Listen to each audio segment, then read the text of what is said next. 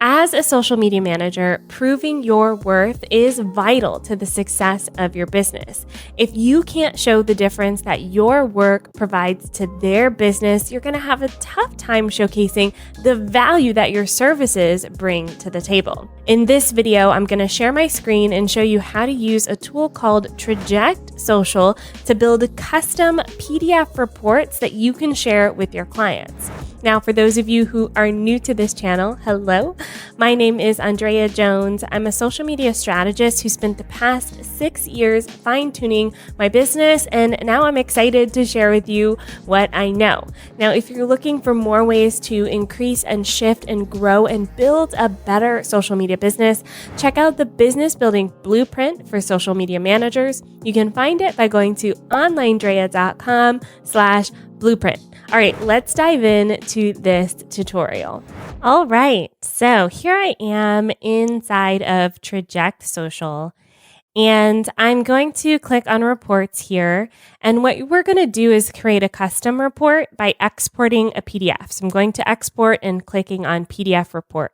Now within these reports, you can save templates. So what I'm going to do today is create a custom report and show you how to save it for later. So we're going to click on Create Custom Report. Now there's quite a lot of options here in Traject Social, and we don't necessarily want to send everything. So as a social media manager, I'm going to show you some of the things that you will want to select. The first thing I want to point out is that you want to show all of the options here. So you're going to click Show All. Just make sure that everything is displayed. Now, right at the top here, we have cross-channel metrics. So this is comparing all of the channels to each other, which is great for a high-level view on what's working. All right, so now I'm going to start unchecking a few things here and keeping what I'd like. So I don't really need any of these current trends and channel activity, but I do want the audience growth totals and rate. So what this tells my clients is overall, how has the audience grown and at what is the growth rate? So I'm going to keep that. I'm going to keep audience facts and engagement totals and change and engagement facts. But I don't want the post totals because that will just tell me exactly how many posts we've done every single day. And typically I don't need that in the report. I already have audience growth totals here. So a lot of these are redundant here. What I'm going to keep is age and gender, but I'm going to, and the 3-month comparison, but I'm going to uncheck the rest of these. Next up for the daily stats, I'm going to uncheck all of these. I find that this is a lot of information, so I'm not going to put that in the report. And then for engagement itself, I already have an overview, so I'm not going to do that. I do like to have the geographical information and the channel summary, but I'm going to remove optimization and remove profiles. All right, next up we have Facebook. You can see that I have 5 here connected, and Traject Social does amalgamate all of that information, so keep that in mind. But the first thing I like unchecking here is this box. It's automatically checked to hide the trends, but I want to show the trends. I want to show the percentage of increase and decrease on Facebook. Next up in the summary section, I do want to keep the overall activity and trends and facts. But it's going to get more specific later. So I'm going to uncheck some of these. And typically for the audiences, I like to get a general sense, but per platform, I'm going to go ahead and hide it for this report. For the ad report, I do want to look at the campaign performance and impressions and ad performance. I don't need the geo stats, and then I don't need the impressions by specific things. So country, age, I'm not going to keep that in the report. I already have the ad impressions here. Next up, we have audience. So we've already talked about a lot of this. So typically I like to look at the growth facts and timeline, and then also the likes by source. So I like to see where people are coming in and liking the page from, but I'm going to go ahead and uncheck the rest of these. Next up, we have comments, and I typically don't like to have this at all. In the engagement facts, it does show how many people commented. I don't need to see the specific comments for the purposes of this report. Next up, we have the events. I keep this unchecked. Even with our event-based clients, I don't need to see all of the event history in the actual report. It's a bit much. Same thing with mentions here. I will keep the top performers, but I'm going to uncheck everything else. As far as optimization goes, I'm going to keep the best time summary because that's typically helpful. But for day of the week and hour of the week, I typically uncheck those. Paid versus organic is great if you're doing advertising. If you're not doing advertising, I will go ahead and recommend that you uncheck this section. If you do have advertising, you want to keep some of these stats. So in this paid versus organic section, I'm going to keep in the sources and then the facts, but the rest of these I don't really need. It's a lot of information. Next up, we have our page performance, and typically I uncheck all of these. And then for the posts, I like to have the post facts, the top performers, the top type performance facts, and engagement facts. The rest of these I'm going to remove. Tag locations, engagement, activity. I don't know what this undefined is, so I just remove all of those. And then if you keep this post checked off, it will put all of the posts you've posted in the date range in your report. That's a lot of posts. For the reactions, I like to keep the reaction distribution facts because it helps us know what types of reactions we've had and the distribution. But what I'm going to do is remove the rest of these. I'll actually keep the content with the most reactions on there. Reviews, I like to keep those up there. Typically, if you have a page with a lot of reviews, you may want to uncheck that. But it's also always good to see those in the report. And the shares, I'll keep that. As far as the videos go, I like to keep a lot of these top ones here. So performance, facts, engagement, and then I'll unclick all of these here.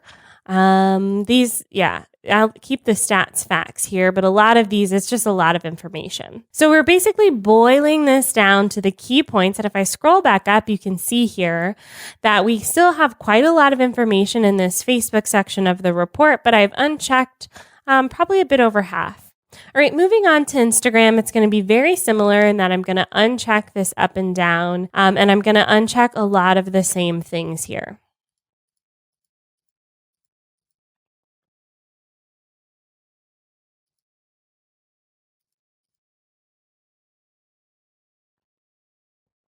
For Instagram as well, there's this section here called followers and following. I typically uncheck all of the following stats because I don't really need all of those. But as far as followers go, I do want to keep most of these. I find most influential and active to be helpful. But some of these numbers down here at the bottom are just a bit too much information.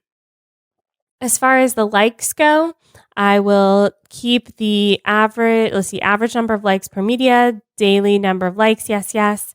Interest and gender, I will untick, but the rest of these I will keep. Media is great, so you definitely want to take a look at the top performers and see things like video views, keywords used within the media, I uncheck, and filters I uncheck because I'm typically not worried too much about that. I like to keep the distribution facts by day and by hour, but I'm going to uncheck reach and impressions and recently uploaded and daily uploaded stories media. I do like to see the top performing stories, but I don't want to see all of the stories outlined here. So I'm going to keep activity and engagement and then stories by facts. All right, I've got LinkedIn up here next. Same story as with Facebook and Instagram. I'm going to uncheck the areas that show the up and down trends. But I'm going to keep some of these here as far as the summary section goes. I don't want the geo facts or region. I'm not doing anything with ads, so I'm going to uncheck that. And then as far as comments go, I will keep the top posts by the number of comments, but I don't want to see the posters specifically. I'm not too interested in where they're located, but I do want to know a general sense of the comments here. All right, so as far as the followers go, I will keep most of this information. I do want to see the industries and functions and seniority. That's important for my report for LinkedIn. But I don't necessarily need to see the month. I have companies listed here. I'm going to uncheck that because I want to just see the industries I don't need to see a list of all of the companies here. And I don't need the geo facts specifically. And I don't want to see unfollowers. And I don't want to see new followers. This will actually list out the new followers. It's a lot of information. We haven't done anything with jobs, so I'm unchecking that. And same thing here with likes. I'm just kind of unticking. I just basically want a high-level view. And then the updates as well. I just want to get the high-level view. All right, Pinterest, same story here. With Pinterest, we do have boards here. So that's the thing that's a little bit different, but the same I'll keep that check. The same things apply here. I do not need a list of all the boards, though. I don't need a list of all the pins, and I don't need a list of all the saves. I don't need a list of all the comments. Don't really care who I'm following, but the followers could be interesting. So I'll keep all of that. All right, Twitter here, same thing. I do want to have the up and down trend report, but I'm going to uncheck the follower geo here because that's later in the report. I'll keep the interests here, but I'm not interested in languages or time zones. I do like impressions and reach and all of that.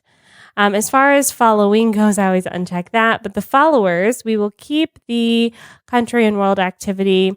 I don't want to see unfollows. I don't want to see a list of new followers, but I do want to see follower growth and comparison. All of these things are great. The most engaged followers is also an interesting metric. I'm not interested in lists, but that could be interesting to you if that's something that's a goal of yours.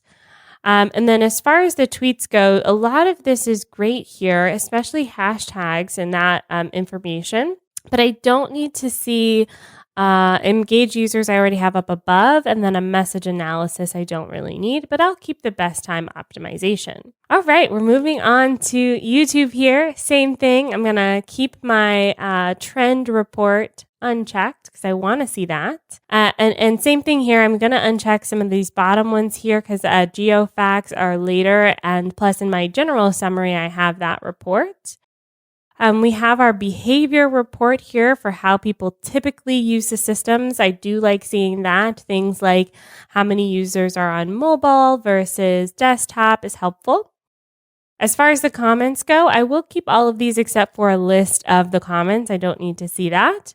And here's the demographical information. I don't need a list of the new subscribers, but I will keep their information here.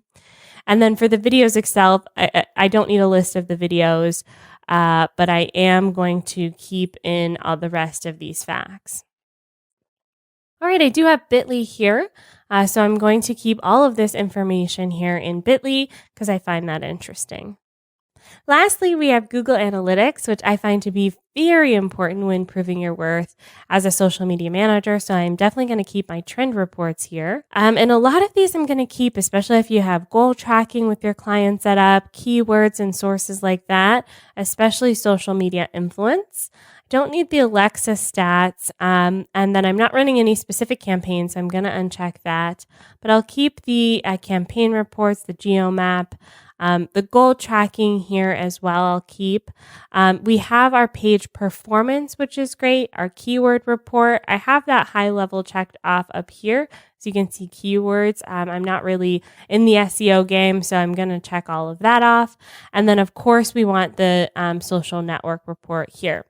And that's the end of this report. So what I'm going to do is review it and go ahead and export it and show you what it looks like. Before I export it though, I do want to note that you can save this as a template at this point. If you want to save it and reuse it later, this is the time to do so. But what I'm going to do now is just click use selected options, and now it's creating a custom report for me. And what I'm going to do, and what I typically do, is the last 30 days of the report, but here you could see you could do the prior week, prior month, a 7-day, specific date range. Let's say you're doing a 90-day report. You also have the option to run these reports later or set up a recurring report. So for some of my clients, I have it set up as a recurring report, and I can it automatically emails it to them once a month. So that's very helpful as well. All right, so I'm going to go ahead and schedule this and show you what it looks like. All right, so once your report is finished populating, it'll pop into your report calendar here. And I didn't name this one, so it's just called Comprehensive. So I'm going to go ahead and click it open and download it and show you what that looks like. All right, so I'm going to scan through the report and just point out a few things. And this is a PDF. So when we're looking at audience growth totals and growth rate, this can be very important for just giving a high level view of all of the platforms that you manage for your clients. You can also see the engagement rate here, totals, and the change. And then you can see the demographic breakdown. Now, this is all platforms, but I also checked off the individual platforms themselves as well. So you can speak to that for your clients as well. And then the 3-month network comparison. So you can see how things are growing month over month and you can see the progress. So in May on YouTube, I had 545 followers or subscribers. And by July, I had 707. So we're making progress, which is fun. But I'm going to just scroll through and show you what these reports look like, so you can see how visual they are. I think that's the great thing about these reports for clients is that they're highly, highly visual. So when we're looking at something like Twitter, we can see at a glance what's happening in different formats. All right, taking a look at something like Facebook, when you're producing these reports for clients, it's easy to see page likes. And then this is that thing I kept unchecking along the way, that difference here. So you can see what the differences are. You can see the total reach and what the differences are. So these are very visual, like I said, and very helpful for understanding what's working. You can even see snapshots of the different posts that did the best. And all sorts of fantastic information that's just very helpful for client reports. And like I said, the snapshots here are very helpful for building out those reports accurately and also just visually. Sometimes there's a lot of information to process here. So if we can show our clients the increase in graphs like these, or when we show them, what the types of connections look like on a platform like LinkedIn, you're really adding the value to your service. And I always love seeing graphs like this. You can see the channel growth over time. I think, sometimes when we tell them the numbers, it's one thing, but when they see it in a graph, when a client can see the actual increase here, I think that's very powerful. The last thing I want to show you is Google Analytics here. And I'm looking at a comparison of the social media traffic. So I find when we're trying to prove our worth with our clients and show them that what we bring to the table is valuable, if we can share with them, the traffic that's coming in from social media to their website, that's valuable, when I can see here, how much traffic came in from the different sources. So I'm looking at, Facebook mobile here, Instagram, for instance, or we're looking at, the demographics of that traffic. Or when we're looking at goal tracking and I can see that 37 people joined the membership program from social this month, or just in total this month. And lastly here, I like the breakdown by social network. This is powerful when you can say, okay, look how much traffic came in from Facebook. Look how much came in from Instagram and YouTube, Instagram stories even, and LinkedIn and Pinterest. So this is very valuable information for showcasing to your client where all of this beautiful traffic is coming in from. You can even see which pages they land on. And this is like all of that data here in this report. So it's a lot of information, but it's highly valuable as you work through showcasing what you can do to your clients. And there you have it. Now, I challenge you to commit to sending regular reports to your clients so that you can continue working with them for years to come. If you liked this video, make sure you subscribe and hit that notification bell because we have more tips, tricks, and tutorials coming your way, whether you're managing social media for yourself or for your clients. That's all for today. Bye for now.